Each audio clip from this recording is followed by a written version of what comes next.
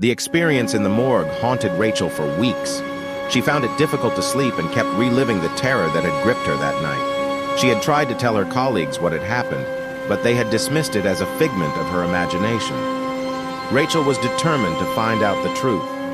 She spent hours researching the history of the hospital and discovered that the morgue had been the site of several unexplained deaths and disappearances over the years. Many people had reported strange occurrences in the room, but the hospital administration had always dismissed them as mere superstition. Determined to uncover the truth, Rachel decided to investigate further. She waited until the night shift and made her way to the morgue once again. This time she was armed with a camera and a recorder. As she entered the room, she could feel the same chill that had gripped her the first time. But she pressed on, determined to find answers. She walked around the room, taking pictures and recording any sounds she heard.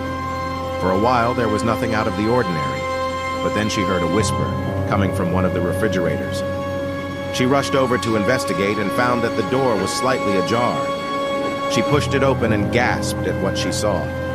Inside, there was a body that she had never seen before. It was covered in a white sheet, but there was something off about it. Rachel pulled back the sheet and was horrified to find that the body had no face. She recoiled in horror, dropping her camera and recorder. As she tried to back away, she heard a sound behind her. She turned around to find the same shadowy figure that had appeared to her before, but this time it was closer and more menacing.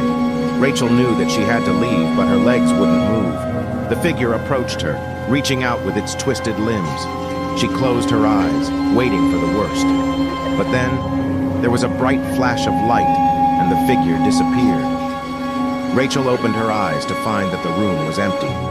She stumbled out of the morgue, shaken but relieved to be alive. From that day on, Rachel never went back to the morgue again. But she knew that the truth about what had happened in that room would never be fully revealed. The morgue remained a place of fear and mystery, a place where the dead and the living mingled in a realm of darkness and terror. Rachel's experience at the hospital morgue changed her forever. She knew that the dark energy that had consumed her that night was still lurking in the shadows, waiting for its next victim. She never spoke of it again, but the memory stayed with her, a constant reminder of the horrors that lay hidden in the depths of the hospital.